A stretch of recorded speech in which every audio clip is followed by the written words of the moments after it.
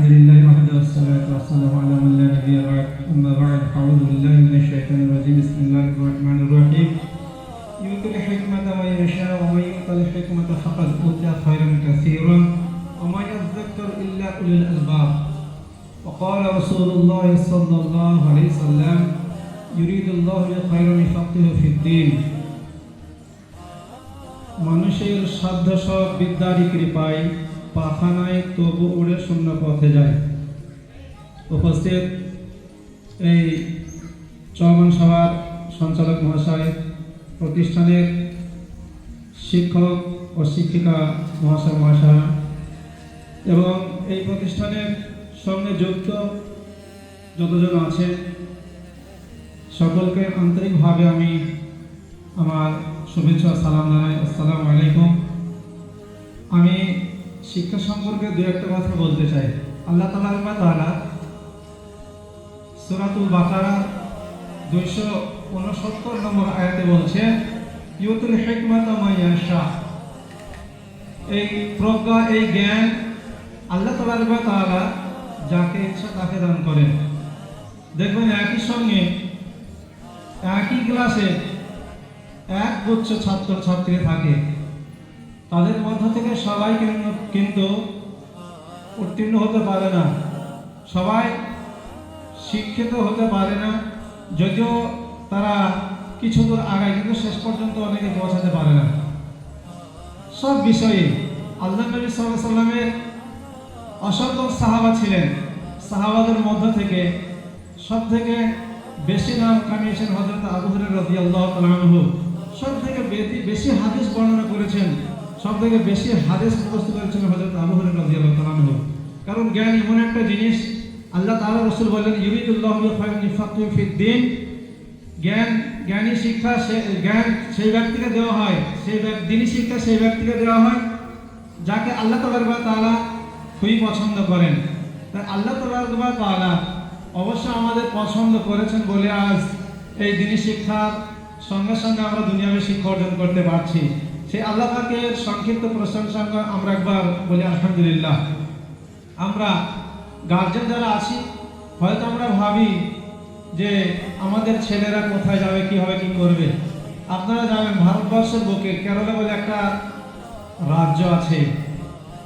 এখন ভারতবর্ষের সব থেকে বেশি শিক্ষার হার হলো কেরালা।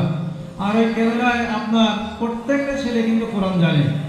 মুসলিম যত ছেলে তাদেরকে প্রাথমিক ধর্মীয় শিক্ষা তাদেরকে দেওয়া হয়।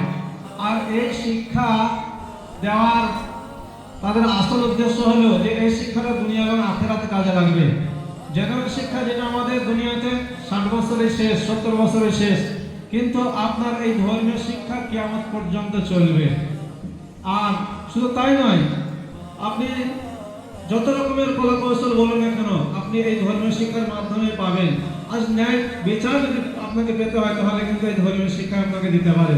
কারণ দেখবেন আজ আমাদের দেশের বিভিন্ন এমপি এমএলএ কাছ থেকে আমরা শুনি, আজ দেখবেন অনেকেই এখন জেল খাটছেন। তারা শিক্ষিত মানুষ, তাদের দুর্নীতি করার কারণে, তাদের বিশিষ্ট পদ থাকা সত্ত্বেও তারা কিন্তু জেল খাটছে। কারণ তারা শিক্ষিত, তারা শিক্ষা তারা সঠিক মাত্র ব্যবহার না জানার কারণে, তারা ইনসাফের সঙ্গে চলাচল না করার কারণে তাদেরকে জেল খাটতে হচ্ছে। ইসলামিক শিক্ষা আমাদের একটা শিক্ষা, মানুষকে সঠিক পথে রাখবে। সেই উদ্দেশ্য নিয়ে আমরা এই প্রতিষ্ঠান এখানে 2 বছর হয়ে গেল আপনাদের এখানে শুরু করা।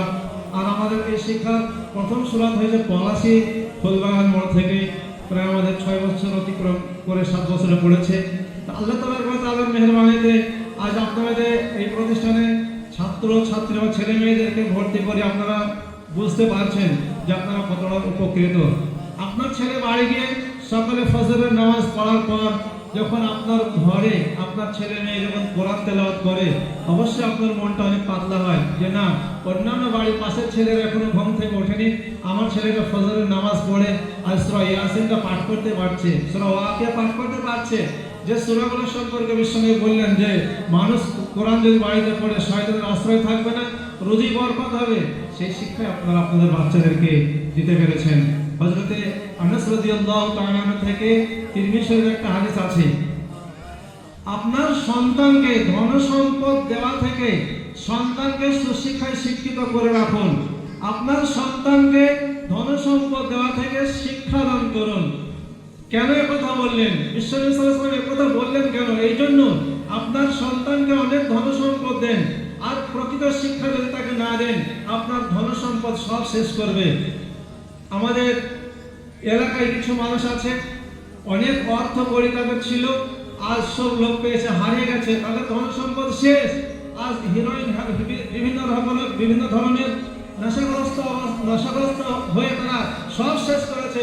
তাদের মধ্যে ছিল না প্রকৃত শিক্ষা, যার কারণ তারা ভুল পথে পরিচালিত হয়ে তাদের ধন সম্পদ সব শেষ করেছে। আবার দেখবেন একটা অসহায় মানুষ তার সন্তানকে অনেক কষ্টের মাধ্যমে তাকে শিক্ষা দিয়ে গেছে, সেই শিক্ষার মাধ্যমে সে ধীরে ধীরে সে অনেক অর্থ কড়ি উপার্জন করতে পেরেছে। গোটা পৃথিবীর খ্যাতনামা ব্যক্তি আমাদের মধ্যে ডক্টর জাকির নায়েক, তিনার কিন্তু শিক্ষার বলে তেনার পরিচিতি।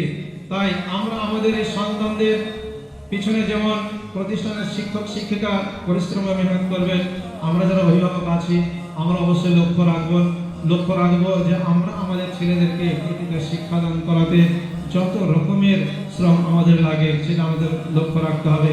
আল্লাহ পাকের কাছে পরিশেষে প্রার্থনা করি, আল্লাহ আমাদের সন্তানরা সেই শিক্ষা পাক যে শিক্ষা সম্পর্কে নবী বললেন, মান সালাকা তরিকান ইয়াতলু ফিহি ইলমান সাহালাল্লাহু বিহি তরিকান ইলাল জান্নাহ। যে ব্যক্তি দ্বীনি জ্ঞান অর্জন করার জন্য পথে বাহির হলো, আল্লাহ তাআলা তার জন্য জান্নাতের রাস্তাকে সহজ করে দেন। সেই শিক্ষাই যেন আমরা আমাদের সন্তানদেরকে দিতে পারি। সকলে বলুন আল্লাহুম্মা আমিন, আল্লাহুম্মা আমিন। আল্লাহ তাবারক ওয়া তাআলা আমাদের এই সৎ ইচ্ছাকে যেন পূরণ করে দুনিয়া এবং আখিরাতে আমাদের সুন্দরভাবে তার পুরস্কার দান করেন। আমিন। আসসালামু আলাইকুম ওয়া রাহমাতুল্লাহ।